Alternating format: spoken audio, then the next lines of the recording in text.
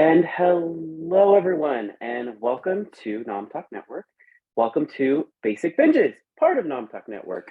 On this show, we review popular shows that are out now while eating and drinking our favorite binge-worthy snacks and drinks.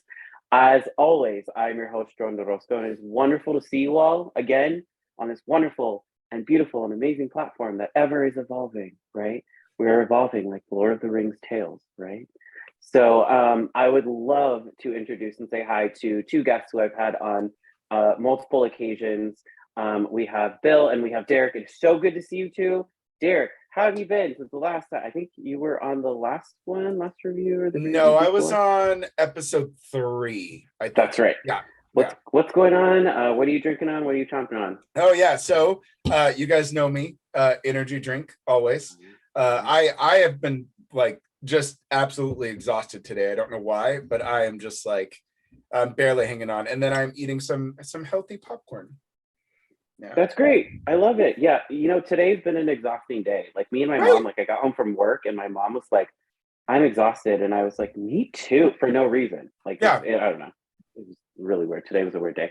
Bill, what's going on, man? It's good to see you. You're great. What are you nomming on? What are you chomping on? I've got not chopping anything this evening at the moment. I've got my regular trusty Coke Zero, and then if things get hot and heavy, I've got my bottle of port over here ready to go. I love that you always just have port. That's just so classy. Like in a good like it's for real. Like it's just great. I'm over here like fucking with a cocktail, like sipping like a huge ass cocktail, and you're like, I have port. And I'm like, I wish I had port. He's It's so he's good to see. he's the Numenor of Nom Talk, is what he is. Absolutely, absolutely, absolutely.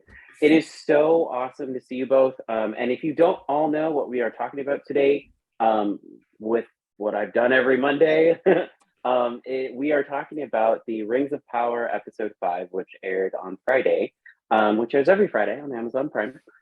So this episode is a doozy, just like the last one, right? We are focusing on four very distinct storylines that are going on, that are happening in sort of the Lord of the Rings, Hobbit, Rings of Power, sort of universe that we're going on. And I was so happy that this came out because I think it progressed two stories that we were all sort of like, okay, like what's going on? Like, hey, let's get this going. And it kind of just led the way to sort of the end of the season. Now I know that there's only 9 episodes and this was the fifth. I kind of love watching these episodes individually because they're like watching a mini movie, right? So like we've already gotten like almost 6 hours of like just straight up like Rings of Power, like what's going on. And it's been filled, I think, for the most part, with some areas that could use improvement, but I think overall it's been great. I think, the entire episode's been great. Um, let's talk about, I know both of you kind of might differ in sort of like this series and like what's going on. Let's talk about just sort of where we are up to this point. Do we feel like the show is going in a really great direction? Do we feel like it needs improvement? Let's start with you, Bill. Where do we see, or how do you feel about the show right now? Episode 5, you've already watched it. How do we feel about the future of the show? I'm enjoying where it's going so far. It kind of needs to, with its little proto hobbits, it needs to kind of move that beat along. Um, Again, I don't have a problem with this section as it being one of the story threads, bringing Gandalf into play and bringing his pieces in. However, again, we get it. They're moving along. They're happy little proto hobbits, and now they like to sing. Which again, don't get me wrong, enjoyed the song, but like the length of the time that took for the warg attack and everything else is like that could have been tighter. And it kind of eats, get excited with the 75-minute episode, but 15 minutes of it is happy little hobbit feet. At what it means something. I would kind of prefer like in Numenor, most of the scenes tend to have more of a relevance, and like even more so with whenever there's a dwarf running around.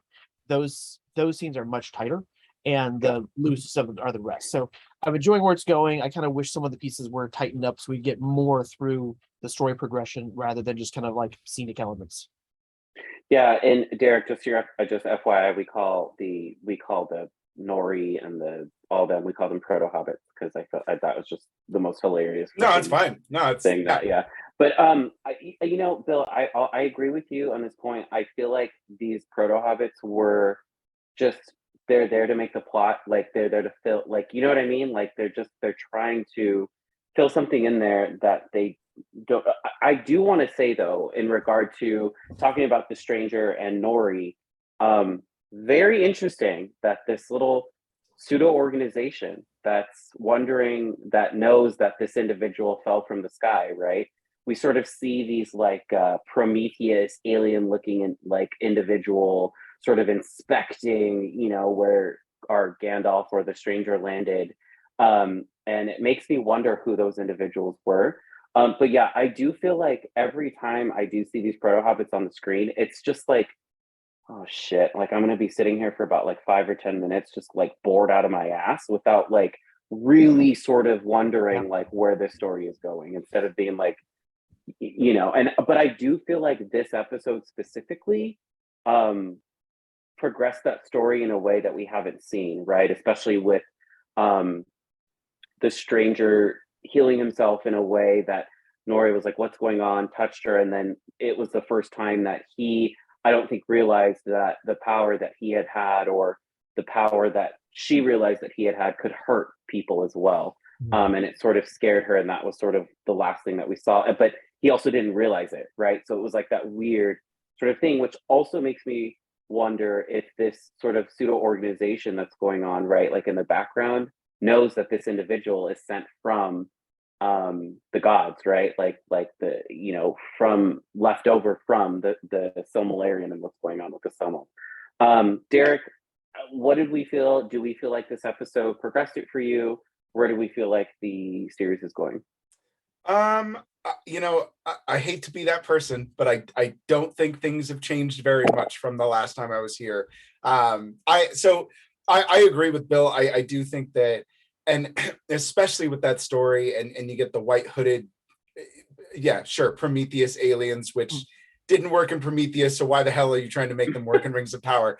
To me, like, that is the last thing that we need, is more characters with zero explanation, especially being introduced in a story that clearly isn't fitting into the larger picture right now. And to me, it just feels like it just adds to kind of that narrative messiness that I've just felt from the beginning of this show. And I keep thinking that they are going to tighten things up. And in some places they have. I think, when we talked last time with, I ranted a lot about showing up in Numenor and just introducing a whole new world of people. And so I do feel like they've gotten a little bit better in tightening up the stories of Numenor to Black Elf to, because I told you I'm not going to remember any of the names, but kind of combining some of those stories, bringing in Galadriel I still don't like her character, but that's a whole different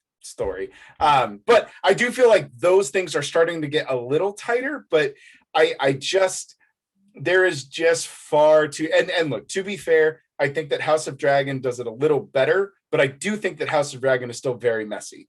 And it is suffering from the same gigantic sprawling gap of time that they're not quite sure how to fill, but they've set it up that this is the time gaps that they're going to fill. And so we're still left with that constant just bouncing ball from one thing to the next, where you're never able to just latch on, suck in the story that's happening. And it also doesn't help that most of these characters just aren't interesting.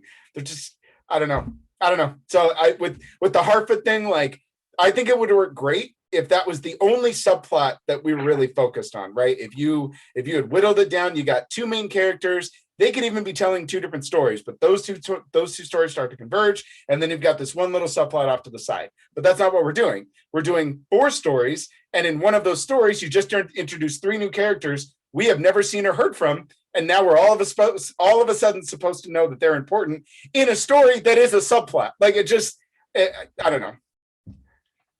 Yeah. I mean, I do feel like, especially with something like this huge, and especially with the world where, like, right now, like, the world is split up, right? It's like factioned off into like different ways. Like clearly, like, you know, the elves and the dwarves don't know that these proto hobbits exist yet, right? Because they haven't really been established. They're like nomadic. They don't know what's going on. And dwarves know about elves and humans, but it's because they fought in a war, right? Like against Morgoth, which we when we get to the tower story in a little bit, we'll sort of, you know, we sort of get a background on these characters that we've been sort of questioning, like, why are you important, right? Like with Halbrand, especially with like a little bit with Galadriel, and then also with the elves and with a little bit of the of humans, right? That Galadriel was talking about. I so for me, I feel like because this is a series, they're probably like, let's just because with a movie like Lord of the Rings, right, which is what 2.5, 3 hours, right, that you're sitting there, you can only introduce so much before you lose the audience, right? So let's say, for example, in Fellowship of the Ring, right, we knew about oh my god, I can't remember where the hobbits live. Hobbiton, right? Is that what it's called? Shire. They do. It Thank is you. Hobbiton, yes, but they live in the Yeah. So you have the Shire. You have Gandalf that comes to the Shire. Then you have them traveling to. I always want to say Arendelle, and it's not Arendelle. It's what's the Elven kingdom that they go to? Rivendell. Rivendell. Thank you, Rivendell. They go to Rivendell, and then they have to travel to another location. That's all we really get, besides the fact that we see Sauron and we see the Darkland and we see Mordor. That's all we get, right? In the first movie. And I feel like with this series, I feel like what they're trying to do is this is what's going on here, this is what's going on here, because in this prequel, like especially when the world starts to, and this is something, Bill, that you said in a previous and I think it was in last week's episode, where you said that after this war, the world basically gets reshaped because of what's going on. And when the Black Elf Arendelle, I forget his name too, he basically says Morgoth's war basically reshaped the world, right? So right now, like, and continents were sunk, like continents were destroyed. Right now, we're getting introduced to this vast world that basically gets shriveled up when Sauron takes power. And so they're introducing all of these worlds that were like, what the fuck's going on, right? Oh my God. To when basically fast forward to The Hobbit and Lord of the Rings, where there's basically only like 4 lands that ever exist. So I feel like the confusion, you're right, is a little bit weird, and it's like, but you know, I don't know. I feel like because this is a series where they can elaborate, right? Like where they're doing hour to hour and 15-minute long episodes, they can sort of elaborate in a way where we're like, okay, maybe this is too much now, but they're trying to explain that. I do want to talk about sort of the stranger and Nori conflict that's going on. So I did mention basically the stranger in the first sort of scene, Nori is trying to convince the stranger, and he's teaching the stranger what you would consider English, right? Because the stranger doesn't really speak what we speak. And Bill, I don't know if you know the correct term, but he basically is speaking the language of the gods, right? Which is invoking magic, which is invoking all this other thing. But now Nori's sort of teaching him how to speak in their language, which is English. And trust is sort of earned in that relationship, right? Because he is helping the family, he is helping the Hobbit or the Proto Hobbits sort of keep in line with the greater group that's going on. They fall into a land where there are wards, which are the dogs that we sort of see later on in The Hobbit. And trouble basically amasses, and he basically saves 3 of them from the wards by slamming his fist down, and he basically like shoots him back with magic, but he hurts himself in the process. You know, you can see it. It's like black, and basically the way that he heals himself is he puts his hand in water, and then somehow starts speaking some, you know, godlike language, heals himself with ice, but then hurts Nori in the process because she's like, "What's going on?" She basically starts getting ice too, and then he basically explodes it, and he's healed, but in the process, basically blows back Nori. So she runs away after he tries to, you know, like, hey, like what's going on, and she runs away, and that's sort of the end of this, you know, end of this story. I do kind of want to address. I still think this is Gandalf, but part of me in this episode is questioning that because I don't know how long it takes, sort of Gandalf to, you know, get to that human-like or hobbit or wisdom and all that stuff. And I don't know where he learns it from, but this kind of seems like an earlier version of it. And this secret organization now throws a wrench into that, right? What did we think about this? I know you got a lot to say about it, Derrick. Let's go to you first. Do you feel like this is Gandalf? Do you feel like this is just like a weird subplot that's going on with the Rings of Power? I think there's I think most of our instincts are probably going to be right. And I get the sense that this show, in all the things that they're trying to do, I don't think that this is a show that has a lot of misdirection built into it.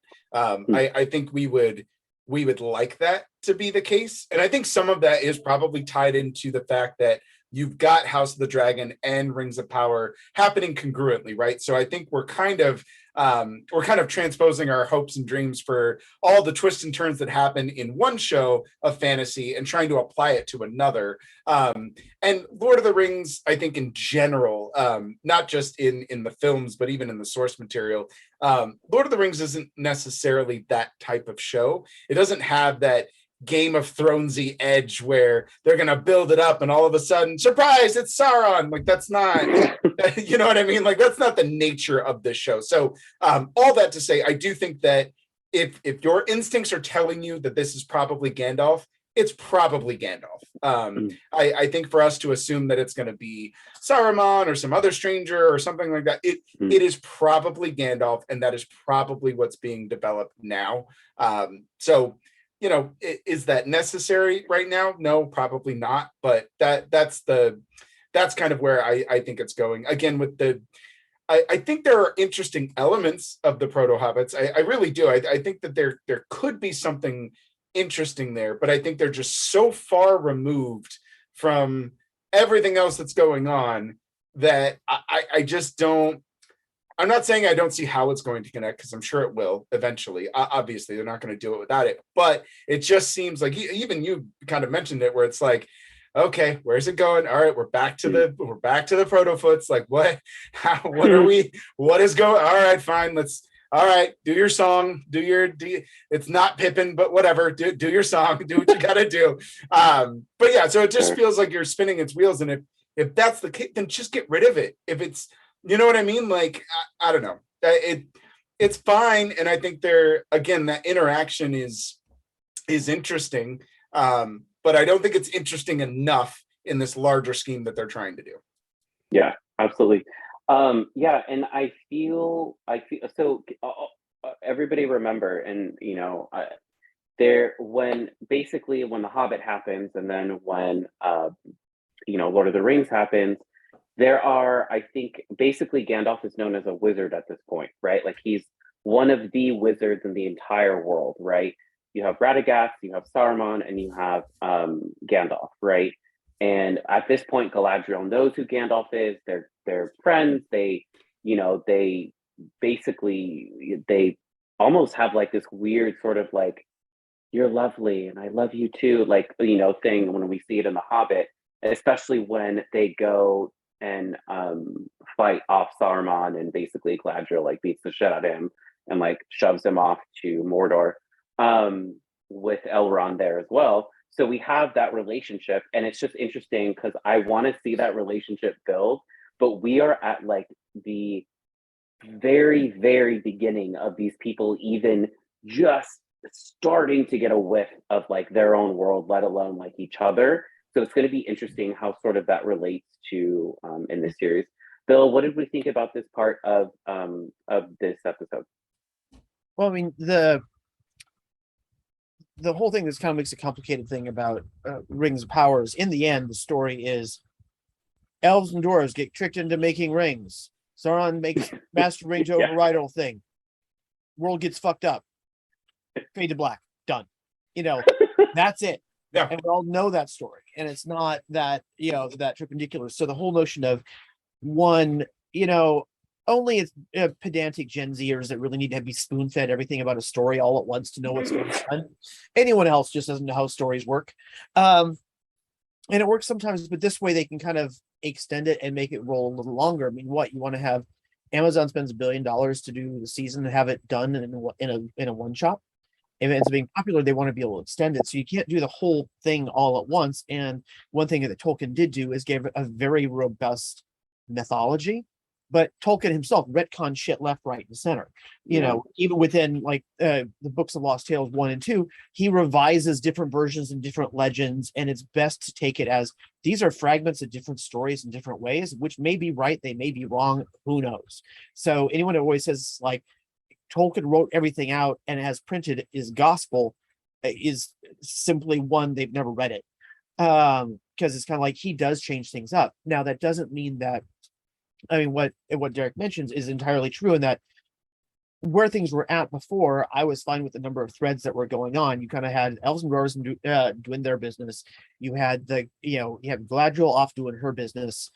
And then you kind of have with Adar and the others, what's with the orcs? What are they doing over there? And you got the other, again, the proto hobbits really are just a hook to get Gandalf into play and when they need it to. Yeah. That's enough. You don't really need to go much further. Now you're adding in these other elements that the only thing it can really serve to do is prolong what, again, to Derek's point, is in both of yours, is the least kind of compelling story. Cool, Gandalf is there. He got blasted down on this guy. Great, we can go watch was it Stardust again? We all love Stardust, but this is I just watched recently. Fantastic, criminally underrated fantasy film. It is a wonderful. I love Charlie Cox. Better, and the book is even better. Yeah. But it's like, sleep. But he's down, and now there's not really much more. We get it. He's kind of the fish out of water right now, figuring out how to use his legs. Yeah, yes, he's the same sort of creature as Sauron, as Saruman, all the rest, but he's still kind of getting himself situated. And these distraction points. At this point, I don't blame people for beginning to get a little bit frustrated. We've got enough characters to go on. And again, people, when you're introducing a lot of characters all at once and they all have distinct threads and motivations, it's hard for people to really grok and remember. And so jumping around is a challenge, especially in contemporary series where you don't have 22 episodes. You've got 10, maybe. And that's it. So there's not a lot of time to get familiar with what all is going on. And I kind of wish it would stay focused, keep it moving. I'm liking it, but they're pushing their luck. Yeah, and that's probably my biggest complaint is that I don't need you to spoon feed things to me. I can follow complex stories. I can follow multiple narratives. I watch enough content to be able to follow those types of things. But my issue here is most of these threads aren't nearly as compelling as they want them to be.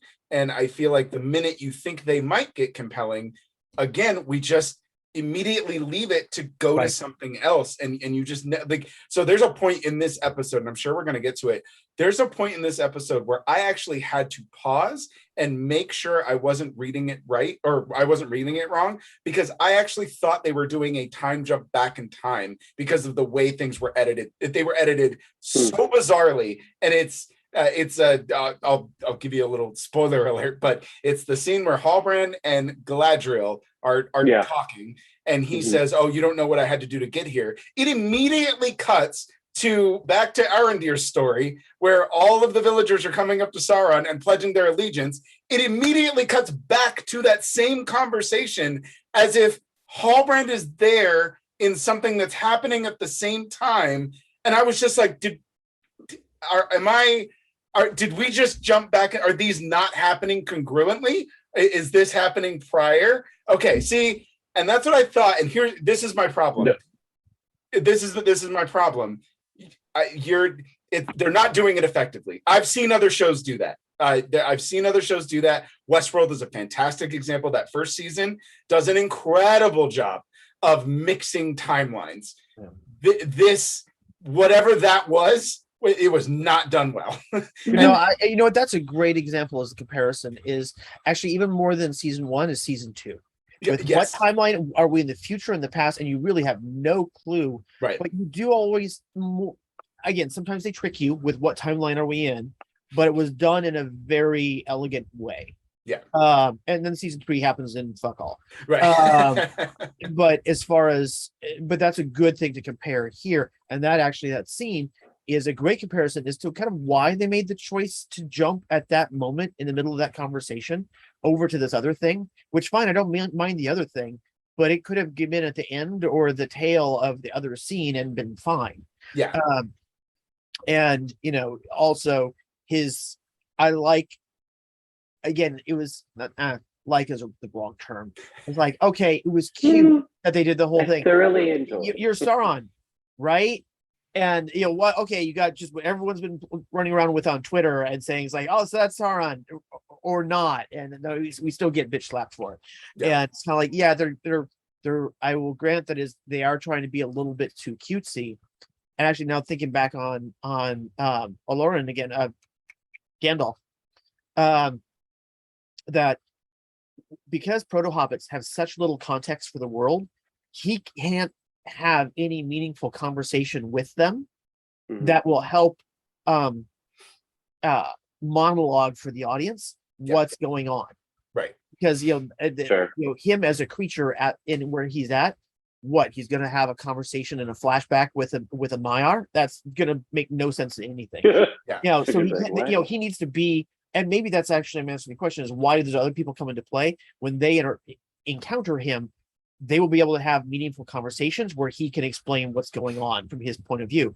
But if he tries to, you know, explain it to a Harfoot, the brains will melt out their ears. Yeah. Well, and I think that's been my number one complaint about this show. It's not even necessarily the narrative messiness and the time jumping and all of that, but there is no audience surrogate for this show. That is the biggest difference between the sprawling narratives of the Lord of the Rings films and this, because Frodo is the audience surrogate. He acts as our interpretation of this gigantic world. And the longer this series goes on, there isn't one.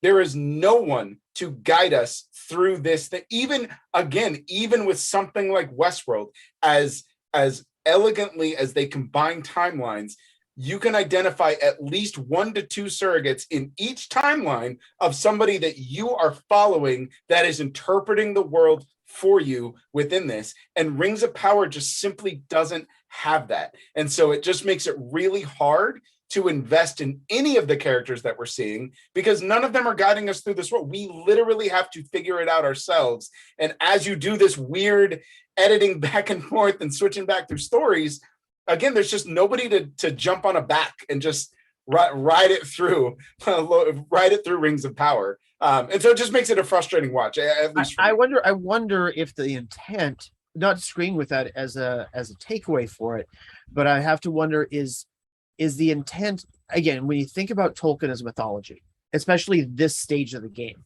there isn't, it's a book full of fragments of myths. There isn't someone to follow along and attach to. You're not attached when you read, you know, pick your favorite Greek, Roman, you know, Persian, whatever mythology, and you're reading along. There's not someone to tag along with. You're just kind of going, here's the world. Here's the stuff going on in the world. I wonder if the intent is more of a distance for audience to story in this than that. I am not saying that is good or what people are going to be comfortable with, but I'm wondering if that's how they're trying to present it, as more of a here's the happenings. Because we also kind of know where these characters end up, right? Yeah, we true. Know their stories. Right. But also, if we were going to do a deep dive and really give a complex backstory, you just ground to a halt this relatively short season in and of itself. So how do you balance all of that into something? And this could be what they're after. And then success is or failure is going to be highly dependent on the particular viewer and how they engage with that story. Yeah. Yeah, I can see that. So I will say, I got a different take from the scene where Halbrand was talking about. So I don't know if you had noticed, but in that dialogue, he basically admits to Galadriel that he did something that he basically cannot return to the Southlands, because if he does, then people will know what he did. And the minute that they showed Adar, I have a feeling, and this is okay. So one of the things I told Bill last time, which I feel like you need, or maybe I told you, Derek, too, is if you watch it on your computer, not on your like smart TV or whatever, but if you watch it on your computer, Oh, that's right. you can like go up and you can see trivia facts. Well, that's right. You told me about that. One of the trivia facts that I saw when Adar before this scene was told the orc to basically lift his sleeve up, and he started to burn. He basically told the orc, "I wish you could feel what the sun feels like to me." And in the trivia, it said that basically Adar was admitting that he wasn't who we think he is, like race wise. So we know that he's an elf, but we also know that he's not an orc, but he's the father to the orcs. So is he half elf, half human?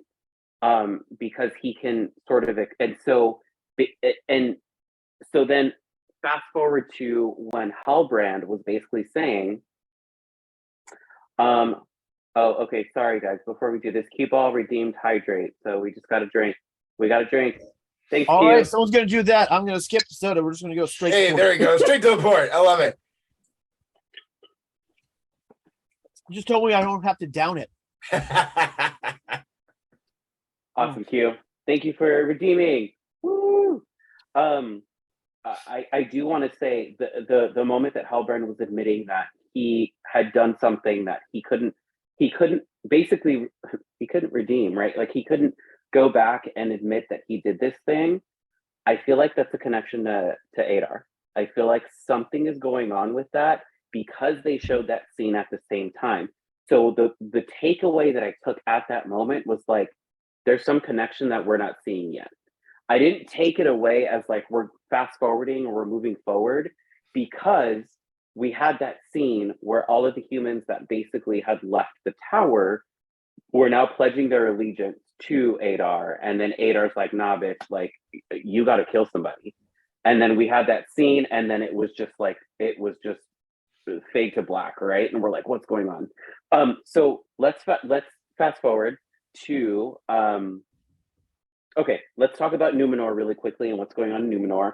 So basically Galadriel throws Halbrand under the bus and is like, you're gonna do this, and and then the Queen Regent's like, oh, so I heard that you were gonna accept this, you're gonna come with us. And he's like, nah, bitch, I'm not gonna do that. And Galadriel's like, shit, I thought you were gonna play my game. And then he's like, no, I'm not gonna do that. So then she's like, fuck. So then actual quote, by the way. Actual quote. What? That's no. I saw that. I saw that, and he was like, "Nah, bitch, I'm doing that." Yeah. Like no. That would have been great though if he would have been like, I don't want the crown, and then Galadriel was like, fuck. And then, it won't happen. But I thought, yeah, because Numenor is literally the Westeros of Rings of Power. Absolutely. Like especially in this episode where I was like, oh, all of these bitches backstabbing. Like all of them are awful. Oh yeah. It's like that. And then we sort of see how Isildur is trying to, I don't want to say worm his way, because he eventually becomes corrupt, right? But he's trying to get his way into being a part of the company that goes to Middle Earth to try and fight for the Southlands. We also see his sister vehemently against going to do this, siding with the elves, sort of like offering their allegiance. And Farazan and his son sort of have like a coming to Jesus moment, and basically Farazan admits to his son that he is secretly working against the Queen Regent to not work against the elves, but is sort of playing the game now, right? And this is sort of like where I saw sort of like Game of Thrones-y shit going on in Numenor, right? Where he's like, no, I'm just gonna play this game real quick, and then we'll come in and say, nah, fuck these people, like we're gonna kill them all, and they're gonna work for us eventually, right? So I was like, oh fuck, like I saw this coming. You know who this guy reminds me of? He looks like Little John in the Kevin Costner version of fucking Robin Hood. That's who he looks like. So every time I see him, I'm like, where's his staff, right? Like he beats him. And then basically we see Galadriel train these knights who are going to basically, do that. And I do want to specifically address, since we've already addressed it, that very important scene between Galadriel and Halbrand, right? It's a moment where these two characters finally have a moment to be vulnerable with each other. And it's a moment where we sort of see the both of these people that are guarded all the time, that are like, no, I'm just doing what's best for myself, sort of break down and admit that, Galadriel's basically like, I fight because I can't. And Halbrand, I think, basically recognizes that like a little bit in himself, and realizes that he stopped because he couldn't either, but he's got, a little bit of a difference going on with him. But basically Galadriel convinces him to accept his destiny, right? Accept the fact that he is going to lead these Southlands people into doing that, which is why Bill, all these people are like, oh, this is Sauron, this is who he is. I don't see it, because I don't see any like necromancy going on with this dude. I don't know, maybe there is and we just haven't seen it. What did we think about this Numenor chapter? We also see that the Queen Regent talks to her father, who basically says, nah, don't go. Like, you're just going to face this darkness that's going to happen, and it's going to envelop you. What did we think about this? Bill, let's start with you. What did we think about this Numenor chapter in episode 5? And we just bounced all over Helen Gone. I know, sorry. So let's talk on Adar for a second. In that I actually kind of like him looking at the sun, sort of a thing. And to me, again, I don't know if he's Sauron or not. He could be, he might not be, kind of equal parts either which way. I kind of like a little bit in that, because again, remembering that Sauron was basically just another Maiar like Gandalf was. I mean, they all started from the same place, and they weren't quite divinity or angels themselves, but they were the next tier down. And so when Morgoth fell, I mean, basically, Sauron served Morgoth, and then you got Sauron here, and it feels like he's getting ready to do something, and it's going to end his ability to be in the light, just period. And he's getting ready for that. And that's what he's talking about there. I'm like, okay, this could be kind of cool and deep. Rocket. But that character in the timeline, the Sauron character, is directly the one who ends up teaching the elves how to forge the ring. So he's got to appear there. If he does wind up showing up there, then it's going to be hard for them to unwind that unless they just take the narrative in an entirely different direction. Sure. But failing that, I'm not really sure who else he could be. There's various other evil minions that can be running around, and that kind of bit. So not really sure. As far as back on the island in Lost, where you got, they've got to keep putting in the numbers every 72 minutes. Oh yeah. You've got this. I mean, Dominic Monaghan was in Lost. It's true. It's true. There it is.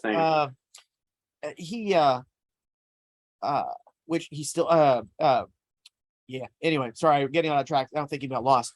I like the scene a bit, but it's starting to kind of, like, to Derek's point again about the story needs to move the fuck on.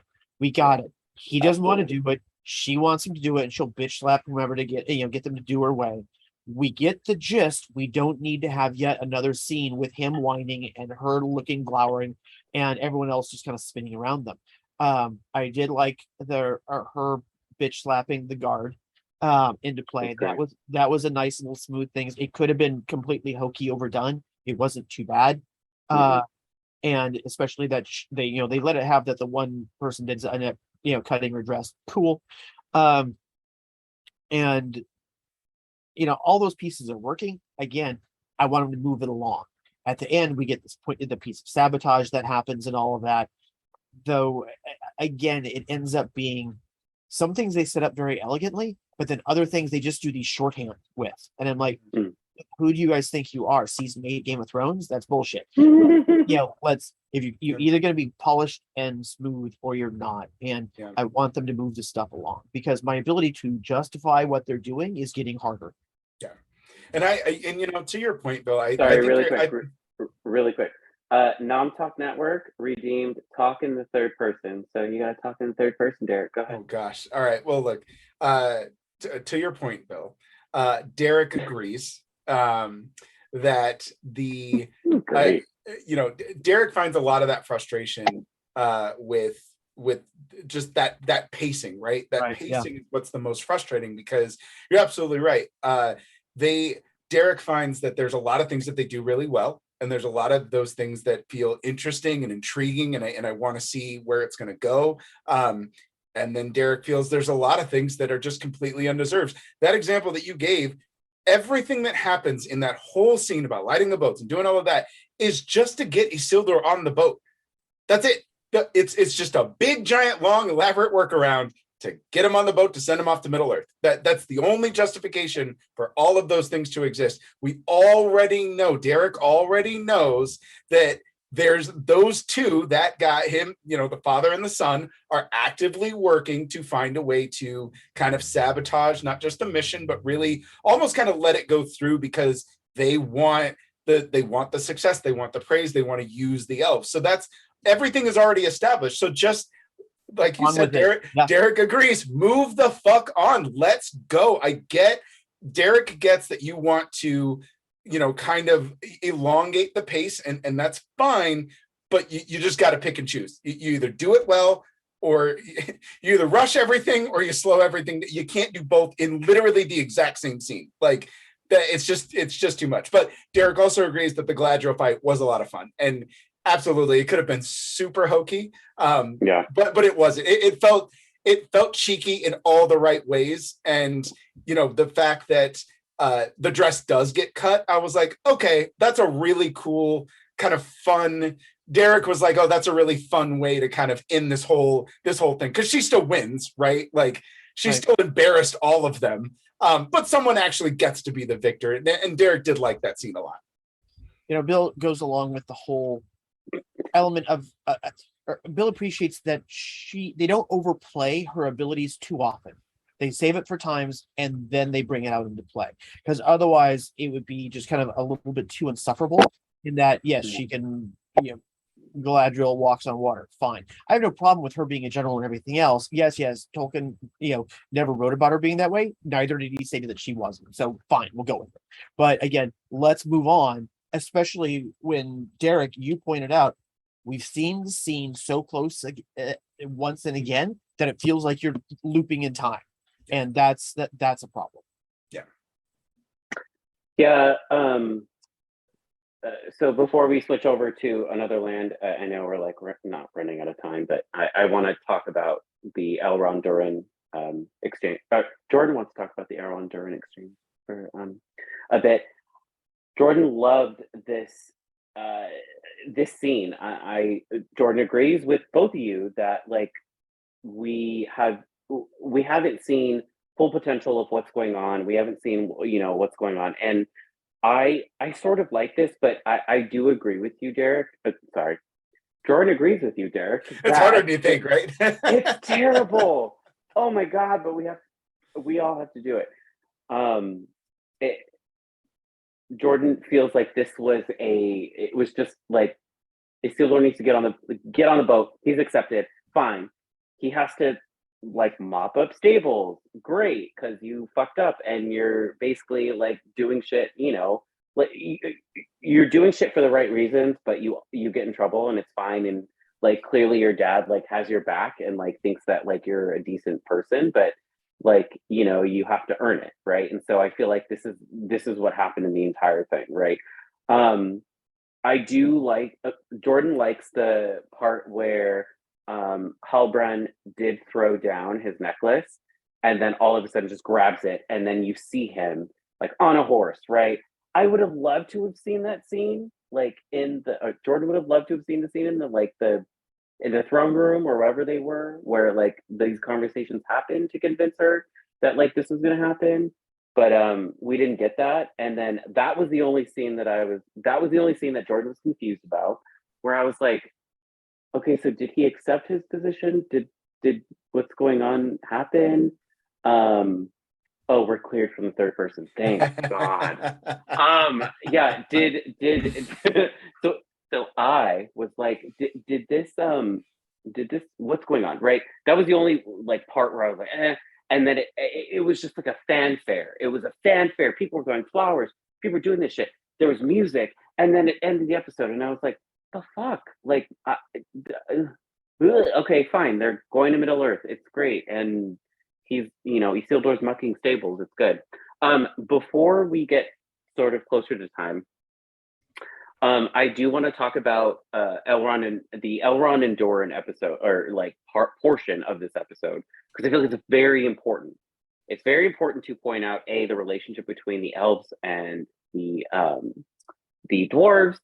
So I want to talk about basically the scene with the table, right? Like we see the scene in the table, so and we're like, oh shit, like there's tension, right? And like the Elven King is like, oh yeah, well, I want to ask you about so and so, and then Durin's like, well, let me tell you about so and so. The table you're eating on basically is stone that is like only saved for the most important rituals, right? Like which is like funerals, like coffins, right? And he's like, and you're eating on it. And the elf is like, oh shit. It's like, well, my condolences, we'll give it back to you. And he's like, great, sounds great, awesome. And then later on in the episode, we find out that Durin was just completely shooting shit, and I loved it, every freaking moment of it. And even Elrond was like, "You dirty dog," right? Like he's just like, "You fucking yeah." But I do want to also talk about the king sort of sending Elrond to an errand that Elrond didn't really know the deeper parts of what he was going in there for. And he technically really doesn't break his oath to Durin. He's like, I'm not telling you if they have Mithril or not. I'm not telling you. But we also get a background into how Mithril was created, right? Speaking of lore, speaking of, Tolkien's lore and all that stuff. And if you hadn't noticed, I don't know where we see that. I think it's later on in either The Lord of the Rings or in The Hobbit, where we see the tree that's used as a crest. I don't know where that was. I don't know what that was at. But we basically get the lore behind Mithril and how it was created. And then we find out that basically the king and everybody around him knew that Mithril existed, and they sent Elrond on a mission to find it. And so Elrond basically tells Prince Durin, that he was sent on a mission that he had he knew what he was going for, kind of, but he didn't. He was like, I was sent, in subterfuge, and basically tells Durin that if we don't get Mithril to the elves, if we don't power the harness of Mithril,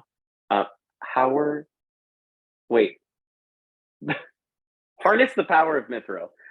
Basically, the elves will cease to exist, because the tree that is currently in the Elvish kingdom is dying, and it is being infected by darkness. So what did we think about this? I have continued to love this sort of like bromance that's going on between Durin and Elrond. I think it is probably one of the most pinnacle parts of this series. It's awesome. I think both of the actors are doing an amazing job at this. Before we get to this, Cue Ball says, the thought just came to me, Ronnie James Dio, RIP. If he was still alive, he would have been a perfect cameo. He was inspired by medieval and mythology in his music and lyrics. Bless you, Derrick. Kiba also says he was the lead singer of Black Sabbath, who replaced Ozzy. His biggest songs, were Rainbow in the Dark and Holy Diver. He would love this show. And then Q also says, could picture Jordan on a horse with his hair flowing in the wind. I can also picture Bill as a wise friar because he's got the wise knowledge. Oh, okay. I kind of like that. There you go.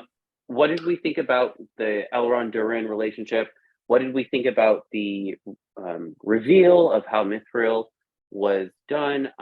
We obviously see a Balrog, right, which we know is coming, or might or should come. Let's start with you, Derrick. What did we think about this part of the episode? Durin is the MVP for me. And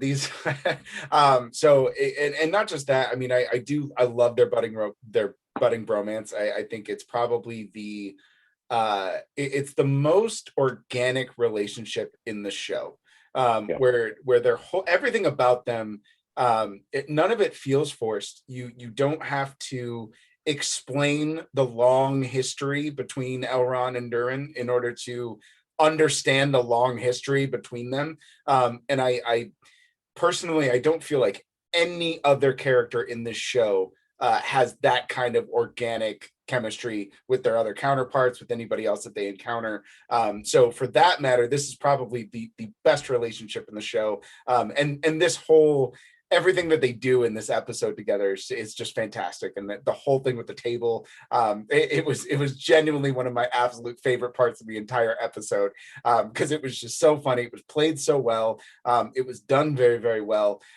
So I like their relationship, and I think that I would very much enjoy more screen time from them.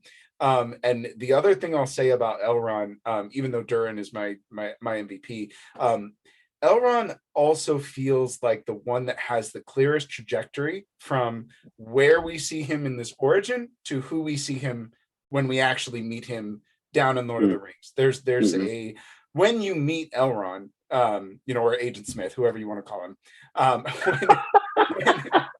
when you meet him, you experience a wiser, older but honorable man. Everything that he does is with honor, and sure, he doesn't make the right choices all the time, but he's always trying to fulfill oaths. He's always trying to uphold his people as being honorable people, as being people who want to do the right thing, and even if they don't, he wants that for his people. He wants his people to survive, but he also doesn't always want to turn his back. And I think you see a lot of those things with Elrond here. So in contrast, it's hard for me to picture Galadriel turning into Cate Blanchett. Like, it just, the disconnect from those two characters, from who we see as this ethereal, almost goddess-like elf, to this badass warrior that fights off any elf or anybody that you could possibly find.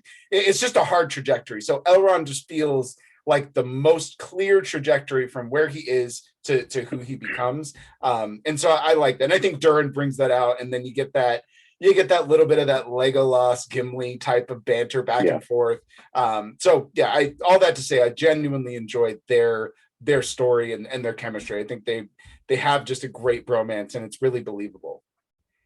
Yeah, I mean, I think, to address your point, I think specifically with elves, like, they live so long that right now, like, we're seeing like the 18-year-old Galadriel, the 18-year-old Elrond, right? Even though they've lived hundreds of years, right? Like, I'm still seeing very much like, no, like, headstrong. We need to do this. We need to do that. And Elrond, while he is wise, while he is still level-headed, there's still that naivety where he was like, I didn't know I was being used. And I was like, really, bitch? Because I could have told you in the first episode. Do you know what I mean? Like, yeah. Yeah. Have you met your elves? Like, have you met your friends? Do you know your kin? Right? Like, and I feel like that also is representative of Galadriel when she tells Halbrand, like, yeah, I have a friend who worked with the king to oust me and to basically say, everything's fine, like, don't worry about it, right? Like, elf mansplained that, like, everything was going to be okay, and then sent her to the Undying Lands. She was like, nah, like, it's not going to be okay. And that's when, she jumps off the boat. And I feel like this is still a very much young, uneducated, both of them, right? Like, they don't know what's going on, right? And, we know that Elrond fights in the Battle of the Ring, right? Like, we know that he's there alongside Isildur, right? Like, and he's like, no, like, you need to fucking destroy this shit, right?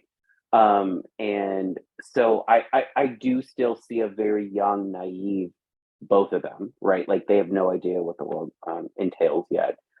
Bill, how did we feel about this whole Elrond and Durin relationship in this episode? I think again to your guys' point, I mean, it is a very good relationship. I mean, it's not a James Spader or Shatner in Boston Legal type, but it's not far off. It's maybe out in the lobby sort of thing. But remember, dwarves don't have a particularly long lifespan. They live about same as humans and hobbits. They get about 250 years, plus or minus. Elves, that goes by in a blink. Elrond, at this point, Elrond's around about 3,000 years old, give or take. And I hear what Derrick, I hear what you're saying with regards to being able to see Galadriel becoming what she is, being kind of maybe a bit of a reach, or hard to see her evolving from here to there. but it is 3,500 years, between here and there. That gives a little bit of time for personal growth. Even for the hardest, actually, it kind of speaks to a Just a little. reverse when it comes to Elrond, in that from where he is now, that you see he's not that much different from how he is later, after 3,000 years, and he hasn't changed. That kind of actually works a little bit oddly as a reverse item, but I very much like how they're struggling to hold to an oath, how he's trying to do his best. And he even explains, like, how much more clear to saying, yeah, they got it, than saying, I can't go against, he's asking, what are you going to say? Because if he said no, he'd just say no, but he's not saying yes. And so, I mean, they're doing their best. They're speaking a lot to characters and what motivates them, what they feel is honor, and what will tarnish their soul and will hurt their light, such as it is. And so I think I love the humor that wraps around him, both Durin's as well as his. So again, I enjoy it. I enjoy their sections, but kind of similar to the other stuff is, we get the point. We know what's going on now. Move it along. Yep. If we're gonna have the bromance time, make it a web series. Let's have it on the side as a companion show. Oh But my actually, god, think about I watched that so bad. various of these things would make an entirely watchable companion series. Yeah. Just don't make me sit through it here. Yeah. Let me watch that other Sure. stuff. Kind of like some of the Marvel and other actually House of the Mouse series. It's like, if they were all attached straight into the main line and you had to, some of them are kind of insufferable. But if you can kind of like, hey, I really dig this character or these lines, then that's great. You can spend all the time you want watching little happy hopping feet trucking along through the forest. Yeah. Yeah. Well, no, and to your point, Bill, I think you're absolutely right. This idea that we've spent probably collectively 6 hours with all of these characters, and they're all basically in the exact same place as when we met them in the first episode. All of them. Like, sure, things have happened, but like, every character is literally in the exact same place after 6 hours of storytelling. And it's like, for the love of God, just move something along. Right. Like, how much introduction do we really need? As big as the world as you're doing, 6 hours of introduction, that's a lot. That is a lot. Think about it. They've just dawned on me that they've just reproed what Peter Jackson did.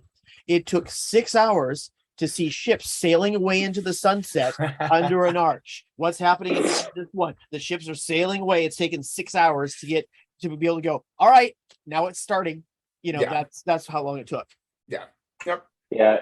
So really quickly before we end, I do want to talk about a little bit about what we discovered at the tower. We found out that basically that sword that this little kid found and brought back basically is a key. It is a key to releasing darkness. It is a key to something, and we don't know exactly what that something is. But basically, we found out that this key looked like it was stabbing somebody, and looked like it was, like sacrificial, which sort of related it to J.R.R. and him being like, you can only, be a part of this by blood, all that stuff. And we see that the army of J.R.R., who now consists of orcs and half humans, I guess, are marching on the tower. However, we do see Arendir, who basically is arguing with his bow, saying, what's going to happen? And then she's like, if they come, the tower will fall. And then she looks up, and basically I was like, oh, that's going to be the main weapon, is they're going to use the tower falling as sort of like a inspirational thing. Not inspirational thing, but like a way to like ease the tides of battle, right, against these orcs. We do know that the tunnel is done. And sort of that scene ended with this army marching towards the tower. So I feel like in the next couple episodes, we'll see how that battle plays out. I think that we will see what happens with the Numenor people leaving and going to Middle Earth, and sort of maybe helping those individuals that are there at the tower, maybe, or saving this land or dooming it to what eventually becomes Mordor. So I feel like this episode really sort of put in perspective what's going to happen in the next coming 4 that's going on. Any last minute thoughts, Derek, on this episode? Yeah, well, that ending is basically Lord of the Rings, the One Tower. That's where that's because I think it's all going to play out pretty much exactly like that. And the ants are going to come out, and it's just going to be a fucking Galadriel is going to be the Riders of Rohan, and the tunnels are going to be the little pipe bomb to blow up the hole in the stride. Whatever. It turns out like that, I'm gonna slap you in person, bro. If it does, I'll come back for this episode 6. I don't want to watch the show anymore, but if it does happen like that, I will come back just to tell you I told you so. No, that character in particular, whatever her name is, it's not her fault as a performer, but that character is written so poorly, and I've thought that from day one, and this episode just solidified it. Going from we should fight to, oh my god, we have to surrender, like within a scene. I was like, please stop, just get rid of this, whatever this is, just get rid of it. I could, it was anyways. Yeah, I think overall, I think it can kind of sum up and just kind of what Bill and I said is like, we get it, let's move the fuck on, like let's start killing some people. Let's start moving some stories. Let's start converging some shit. Like, let's introduce this person to this person and wrap this up. Like, it's time, guys. Like, it's been long enough. Something actually needs to happen in this story. So, sure. Bill, any last minute thoughts about this episode? I mean, I liked it more because there was various scenes in it that I thought were fun, and I felt it's starting to move some of the stories forward. Yeah, but I just needed to keep moving. I'm enjoying it. I'm looking forward to the next episode. Right now I'm enjoying it more than I am the Cardassians in Westeros. So the Real Housewives of King's Landing. Yeah, pretty much. It's kind of like killing it with the Kardashians. Yeah, killing it with the Targaryens. I have not. I will admit I have not seen any of House of Dragons, and I hate to admit that, but I've been told to watch it. But yeah, so it's a lot. It's a lot. I enjoy it, and I'm sticking it out more than I'm sticking it out for Rings of Power. But Bill is not too far off at all. To be fair, it's the Game of Thrones now is so much better than the last few seasons, but I just still have PTSD after the ending of Game of Thrones. That's what I have. Hard for me to get past. Yeah.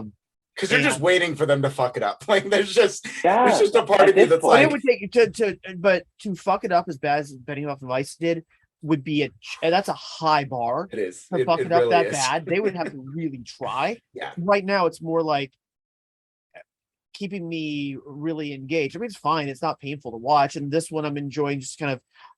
All right, I'm a Tolkien nerd, so I'll sit there and happily kind of going, oh, I see how they're looping this thing in. Yeah. But that's me, and I will absolutely say that a non-Tolkien nerd watcher, you're gonna have to give them something more than the occasional cross-reference. Yeah.